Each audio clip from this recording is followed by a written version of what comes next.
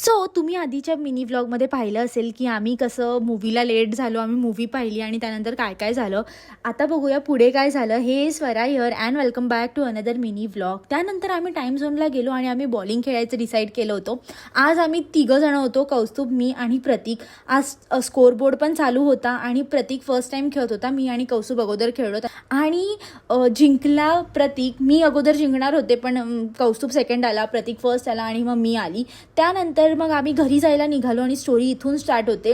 आम्ही गेलो 10 किलोमीटर आत या ह्याच्यामध्ये की आम्हाला लवकर घरी पोचायचं आणि आम्ही शॉर्टकट घेतला आणि पुढे जाऊन कळालं की भाताची शेती केली होती आणि रस्ता पूर्ण बंद.